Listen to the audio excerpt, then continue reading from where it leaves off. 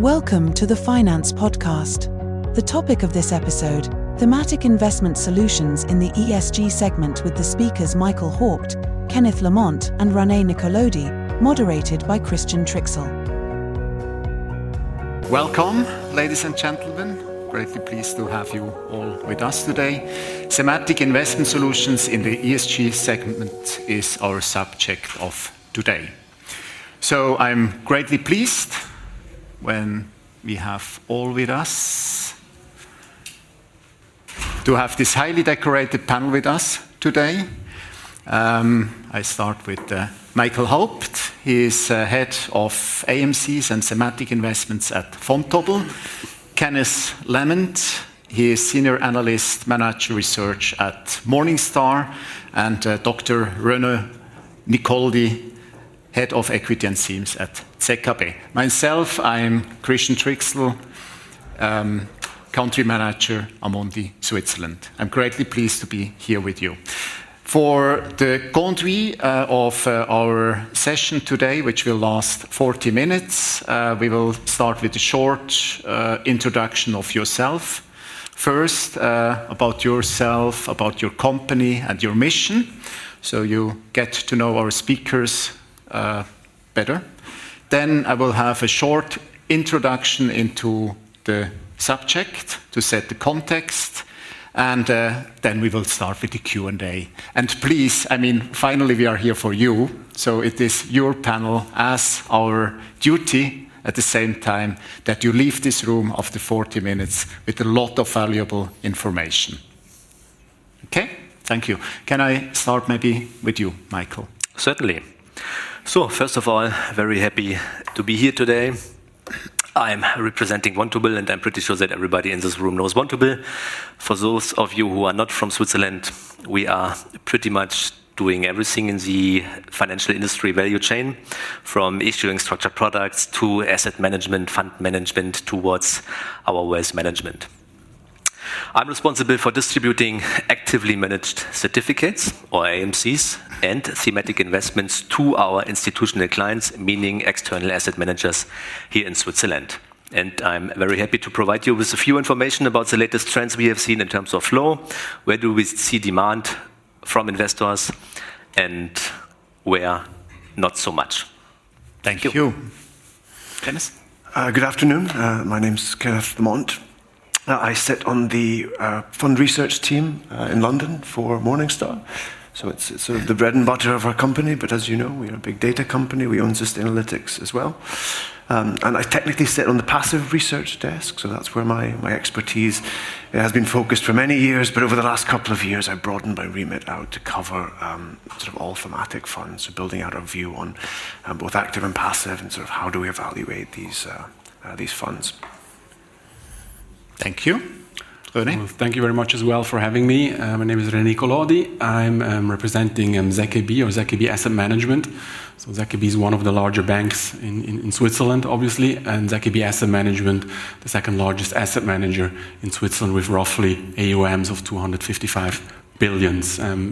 Myself, I'm heading up the equity department, which is a department focusing on fundamental strategies, sustainable strategies, so thematic strategies as well since more than 20 years, and private equity and rule-based quantitative strategies as well. So pretty large department focusing on the different angles of equity investing.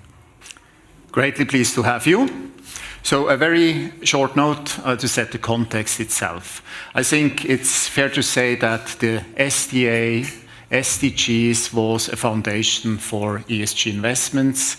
Remember back in 2015 when the UN set 17 SDG goals, Sustainable Development Goals, to fight poverty, protect our planet, peace of humans, gender, equality, etc. You see underneath then all these 17 goals actually which were set. You cannot read it, I know, apologize for that, but factually in a nutshell, I think that was the big catalyst for investment managers to produce for the demand we have seen then from private clients but also from institutional clients. Now, it's not over yet. How do we find some points of orientation? Surely you know about the COP28, COP29, COP28, which took place in Dubai, which gave us further guidance. Mainly the takeaways from this big get-together was finance energy transition, the end of fossil fuels, and it was all about, you know, how can the world help to make it more sustainable in terms of energy and energy transition. Then in 29, the upcoming one, which will take place in Baku in Azerbaijan, there's another indication which helps us also to already prepare ourselves as investment manager, as asset managers. This will go again in direction of energy transition. And a very special element will be also how do we finance it? And that's then, let's say, part of our job to make sure that we can transport the finance, that we can transport our investments and help to finance in this direction as well. So this is it in a nutshell to set the context, what we will use the ongoing time for the questions we have prepared for you, and then, of course, please jump in as well. So with this, I would like to start with the first question. Responsible investment is here to stay. What trends do you observe in the market in terms of products and innovations? And maybe let me start with Kenneth. Well, if you'll allow me, I'll lead with a blatant plug. My colleagues just last week published a wonderful paper, Investing in the Times of Climate Change. It's free, you can go and download it. But really, this is a good place to start. So we're looking at climate change or carbon-based funds. And one of the headline takeaways from that report is that more than 50% of all net asset inflows into funds globally last year went into carbon or climate-aware or climate funds, which is definitely noteworthy, and that somewhat bucks the trend of what you might have heard or read in the news. But that's a good place to sort of start. And so clearly, when we talk about innovation within the space, a lot of it relies on improved data. And we've seen a huge improvement in data and a huge expansion in the data set that's available sort of out there, but that sort of feeds in. Now we have the ability to be far more targeted in the exact type of investment we want to make as investors, whether that be hydrogen, whether that be targeting just solar. We have products out there that will allow you to do that. But the one I just wanted to highlight more than anything is actually quite obscure in some ways, but it's a spark change carbon ETC. So if we're talking about innovation, this is a fund that actually goes in and buys carbon paper in the EU sort of traded market for carbon. And unlike other products that existed, which use derivatives, this actually goes in and takes that out of circulation. So it actually increases the cost of carbon for or carbon emitting within Europe. So I just wanted to give that as an example of some sort of, particularly in the carbon space, some innovation, which I think is worth highlighting. Thank you, Kenneth, for this bit. René, what type of preparation, back on the information you have, are you planning to roll out in terms of new products, innovative products? I think what is important is to understand when you look at themes, what kind of dimensions you need to take care of to understand if the identification of themes is more or less attractive. So flows is obviously one, but let's say the AUM, the concentrated AUM within a theme is another one. Then obviously deriving from that, you look at profit pools, you look at the competitive structures in order to understand in as much a theme for the long term can be successful. Obviously the implementation, do we talk about active or passively managed themes? Do we talk about Article 8, 9 or 6 funds? Makes a certain differentiation in the analysis and identification of themes. So when we look at themes, at the end of the day, we seek, let's say, long-term secular growth themes. So for the longer term, we seek a certain thematic breadth in order to be able to cover themes more from a diversified angle, where it gives us more opportunities to also, let's say, go through cycles and market movements. And thirdly, find themes that are somewhere between mature and emerging. Let's make a few examples concretely. Healthy longevity, maybe beyond pure healthcare and consumer trends. Let's think about circular economy beyond biodiversity, for instance, or think about transition, energy transition, or transition to a digital economy beyond AI or machine learning, or energy transition beyond climate. So these are the things that we're looking at and thinking about moving into certain areas in the future, short-term future. Let me also give you a bit of flavor from our Vontobel perspective.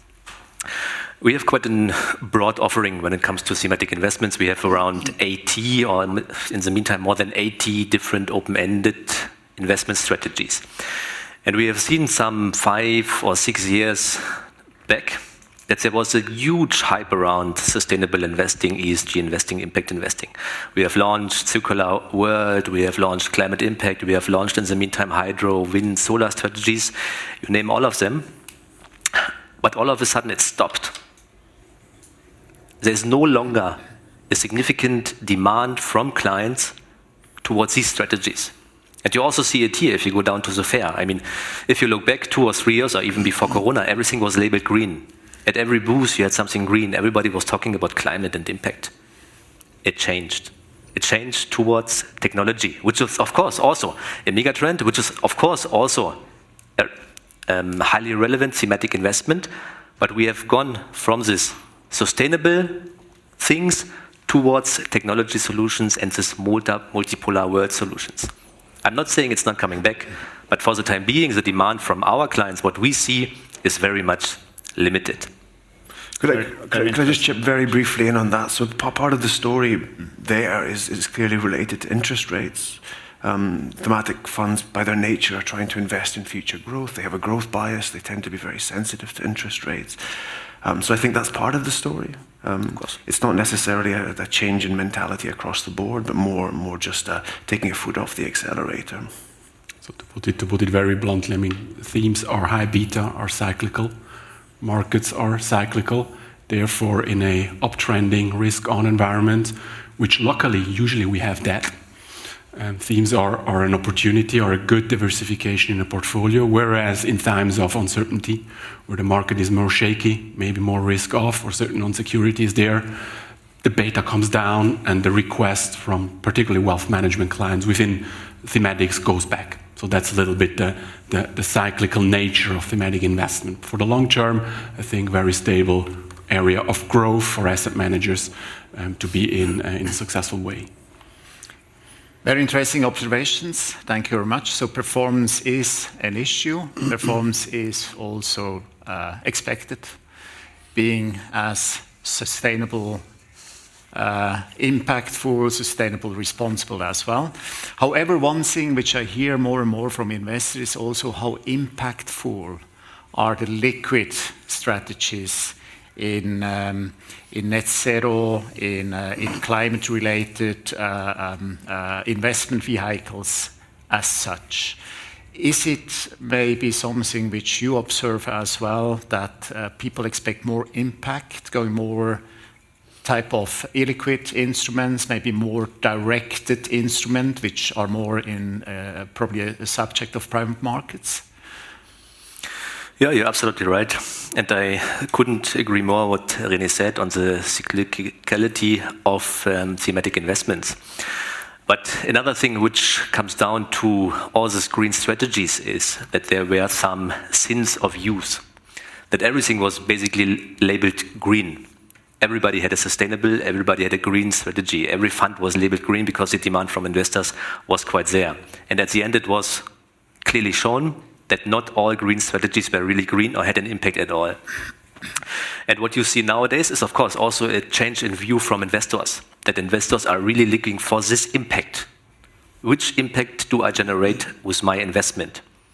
And you have different tools on the market, independent tools, but also the asset managers, as probably ZKB, as we also have, that you really see which impact generates my investment, that you see how much CO2 is reduce based on my investment, how much kilowatt hours were produced with my alternative wind, and so on and so forth. But this is clearly changing, that you really want to see what is my investment doing good for the people and for the planet. Thank you. You want to add? Yeah, I think today it's becoming dangerous to talk about impact in general terms. So we need to be careful with the terminology and understand what it actually means, both for liquid investments and on the other side for non-liquid private markets. So when you generate new capital, be it private equity, green bonds, you generate new capital for a certain purpose that can be sustainable or not, but you generate potentially an impact. On the liquid side, you could do that as well with an IPO, for instance, generate new capital, or you do engagement with a company and are able to show that if you haven't done engagement, you would have not realized a certain impact. So that becomes more complicated. Other than that, I would rather talk, or at least we at ZKB, we rather talk about, say, impact alignment or purpose that you have within the liquid space. And obviously, engagement and stewardship is an essential part of moving the economy and companies from one end to another in a transition, let's say, way or context. Interesting.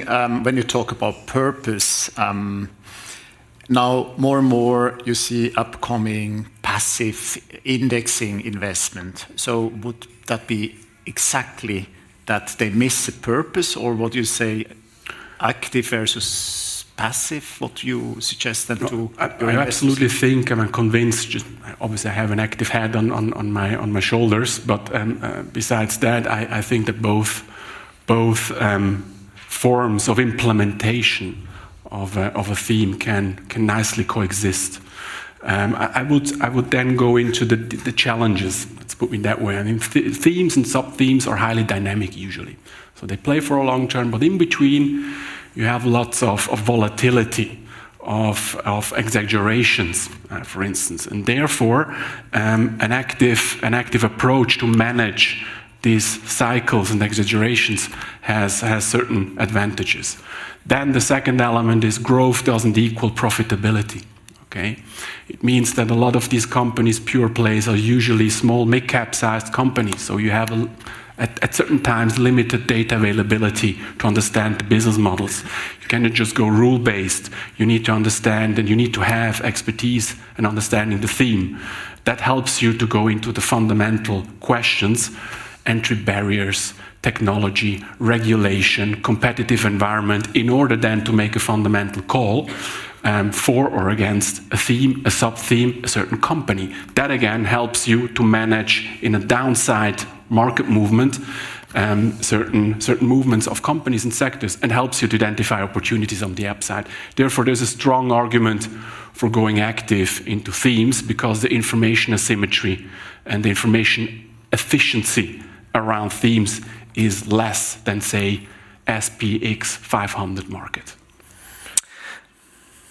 I tend to agree, but there's also plenty of room for indexed, for passive solutions. I mean, also for passive investments, for this indexed, or where you have an investment which is linked to an index, you have quite a large active component. In having an index, I think it's crucial to understand that for defining this index, you also need to do your homework and see what are the core elements of this industry and what are the fundamentals of the industry and of the companies to be included in this index. Because in an index, we don't want to have all the companies included as the MSCI World or S&P 500. So only the companies included which really belong to a certain topic, be it hydrogen or be it climate impact. And then you have your list of fundamentals, and these criteria are applied on a regular basis. So it does not mean that once an index is constructed, that it's always the same. You have rebalances, and they take place on a regular basis, be it semi-annually, be it quarterly, and then you adjust your index as well to a fixed component, right? And then the second element, making this also active, is timing the market. Of course, always difficult, and everybody tries to time the market, but when you see that there are tactical investment opportunities around, why not increase the allocation to a certain sub-team or to sustainable investments overall? Very interesting. Can you ask? Yeah. Well, yes, sorry, I mean, as someone who's looked at as coming from a passive angle, I might say a couple of things that are a little bit controversial. And one is that I would argue that all passive thematics are essentially active. but just a bit less flexible, which they're also a bit cheaper. There are reasons why you might go for one or another. And then the second point really is just when you're looking at impact. And again, coming from a passive place, I think there's a huge space in the market for passive sort of ESG investments. But if you want the most impact, I don't think passive is the correct vehicle for you to have that level of impact. Can I just ask you now on the back of your input, how as a research manager, how do you find orientation? We have thematics, we have active, we have all the range of, going through the ranges of climate, green bonds, including indices. How do you find the orientation? Or would you suggest from time to time to simplify things, to get back on track? Yeah, it's very easy to build more and more product, more and more data, more and more shades of green.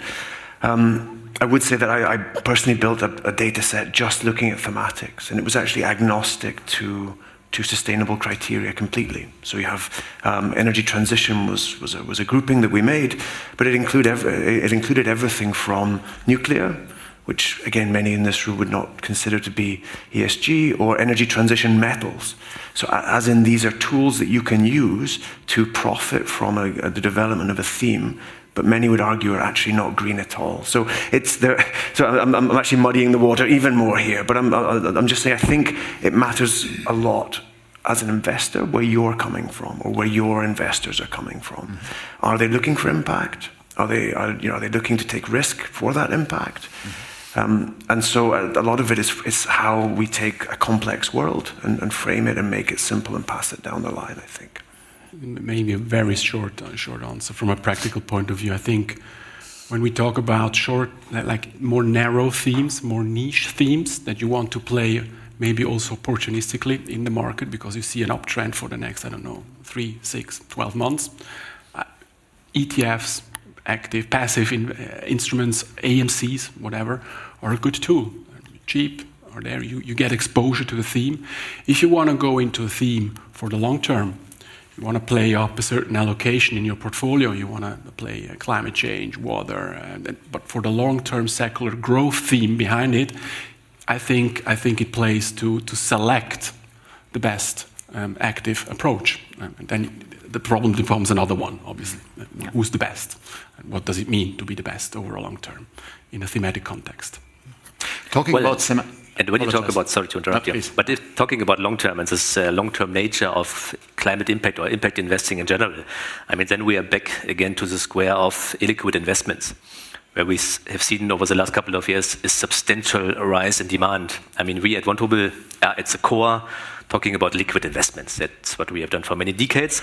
But what we see increasingly is the demand from our client, be it institutional or private wealth, towards illiquid investments. We have acquired a significant minority stake in an infrastructure provider with around 4 billion in assets under management, and this is also a sign that we are heading, or that the industry in general is heading into this direction, to align this long-term focus of climate impact investing and this long-term nature of illiquid investing strategies. It's an interesting observation, thank you. Now, one thing which I don't know how many pension fund and institutional representatives we have here in the room, but it seems to me that the private clients are tended to be a bit a front runner, especially when you look on the thematic type of investment solutions. At least in my view and in my experience, I saw more private clients, private banks jumping into this subject. Talking about Swiss pension funds specifically, we see this SVVK exceptional list, which is now getting to a common standard, or roughly 18, I think now, stocks which are excluded from the index. But would you say that pension funds in itself are a bit laggards to support ESG, René?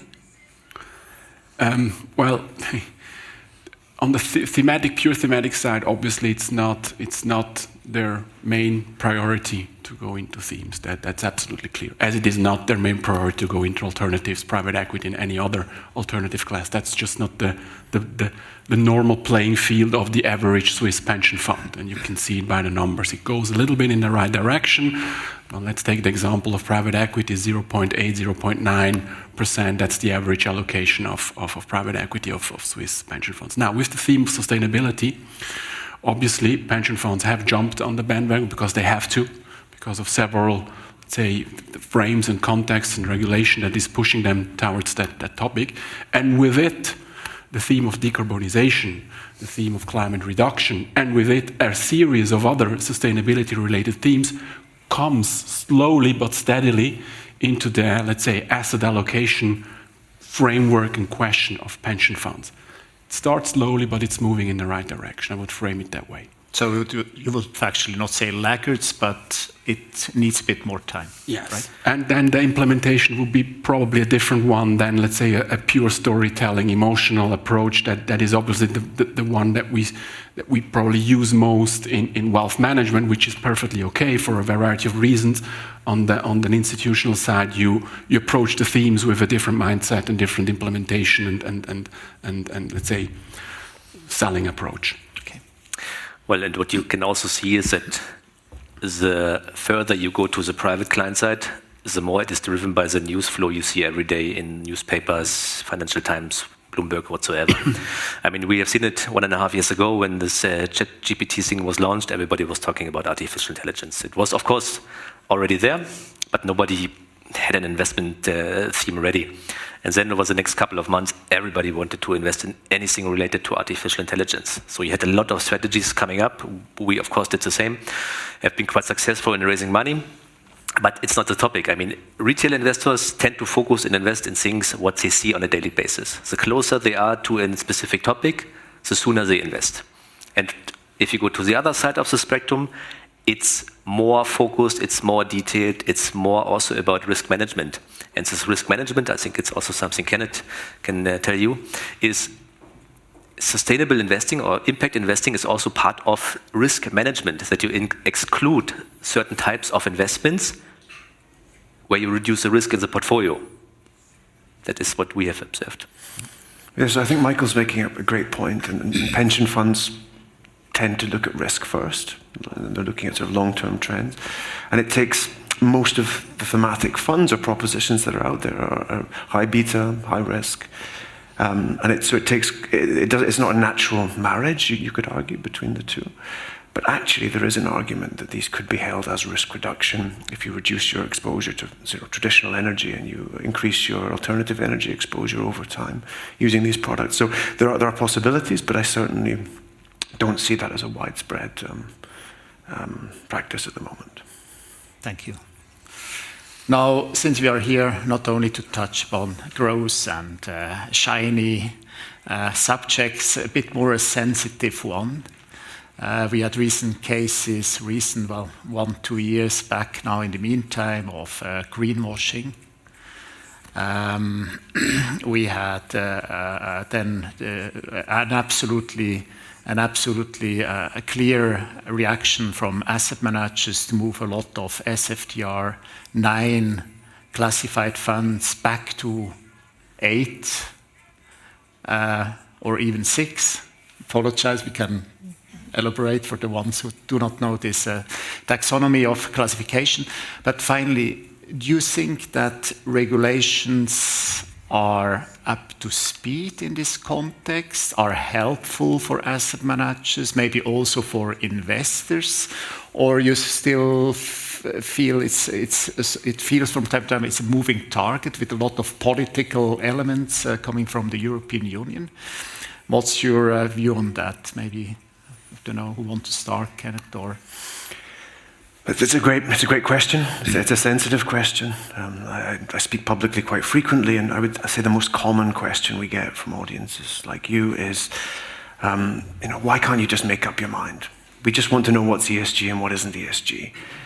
And as a provider of insights and data on ESG, we would say, look, it's a market. There is no one ESG. You have to decide what you want and which sort of provider would sort of make that decision for you. It's a market solution to some degree. But I've softened that stance a little bit, and I think there is demand from both asset managers in the market and, well, in fact, all market participants to have at least a base framework from which we can work from, because of the greenwashing thing. And just one more element, I mean, there's genuine fear. I speak off the record to many asset managers. If you look at what happened to DWS, you've got the police coming in and raiding offices. There's genuine fear, and so it doesn't help if you don't have a clear guidance from the regulators in that situation. René, you are in the spotlight of commercials and political elements. Yes, that's true, and obviously greenwashing has been one of the most inflationary terminologies for the past few years, and it arises a lot of insecurity and sometimes fear. But I think it's over-exaggerated, to be honest. I mean, you need to take care because it's about credibility and reputation, therefore it's very important. At the same time, I think if we focus on just executing what we're saying and saying what we're thinking, well, you should be fine, to be honest. Now, that's said easily. The complexity of a production process are huge, and you can run into troubles. From the regulatory perspective, I just think, how should I put it? Let's maybe give an example. I mean, how many stocks are there around listed on the stock exchange? You could check Novartis, Nestle, UBS, and look at how many analysts are following up these stocks, usually between 40 to 70, 80 all around the world. Roughly 20-30% will have a buy rating on the stock, 20-30% will have a hold rating, and the rest will say sell the stock. Now, these ratings are based on highly standardized financial data reported on a quarterly level, for like concepts that have been around for 50 years. And still, like, the opinion goes in all directions, and nobody has a problem with that. Okay, we don't have a problem with that. Now we're talking about ESG, not very standardized data, concepts highly dynamic moving, regulation who doesn't know exactly where to actually move, highly different from nation to nation, from regions to regions, and we expect to have one strong, standardized approach. That's an illusion. That's just an illusion. What we need to focus on is to have maximum transparency of what we're thinking, doing, and acting, transporting that to the clients, and be credible as an industry on these elements. If we do that, we mitigate at least certain greenwashing elements, but we won't have one single standard for ESG or sustainability. That's an illusion. So I think there's certain fear as well from politics, to push or focus on certain probably companies as well at the same time. I mean, you are entering in direct commercial activities if you say, well, you need to exclude certain type of companies as well. In that moment when a regulator makes regulation that impacts the performance of a strategy or a sector, then you run into problem normally. Okay, I wouldn't have a regulator that is defining restrictions, that is defining investment universes, that it is defining capital flows in a very strict way. Yeah. Therefore, I would say that the environment that we have in Switzerland, which is principle-based regulation, allows you to deal with the realities of capital markets and then execute in a way that is let's say, intelligent for the needs of our clients. Because otherwise you run into massive problems, and which we have seen in the EU with the taxonomy, the SFDR, and everything else that is very nitty-gritty regulated, but ends up being very cumbersome, and from an implementation point of view becomes a mess rather fast. Yeah. It feels like a conversation here to stay, so you will see us again probably. But with this, I would like to open to questions, please. We have 5 minutes left. Yes, please. Thank you for the podium discussion. Since we touched on the pension funds, isn't it true, or is it just my impression that here in Switzerland and maybe also Germany, the pension funds are somehow laggards and seem to be just waiting and seeing until they're really forced to do something more actively, compared to pension funds in the Scandinavian world and in the northern parts of Europe, where they are actually definitely not the laggards, and they're those that will push for product innovation, and they do their investing in stuff which is much more beta and alpha and so on. So why is there such a big gap in my impression, or is that maybe a wrong one? Thank you.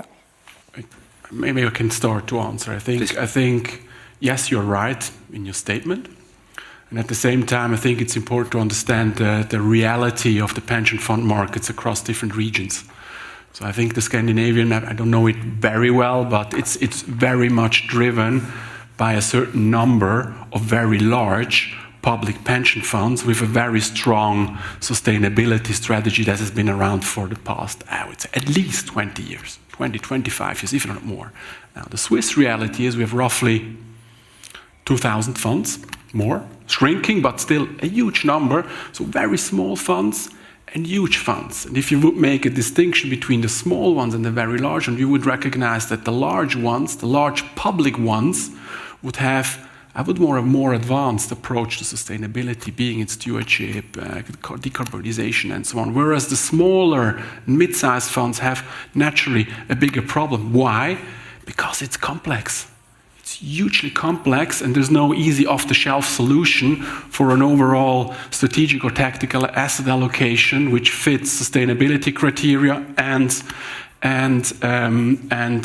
let's say investment criteria and risk criteria off the shelf for every single small pension fund.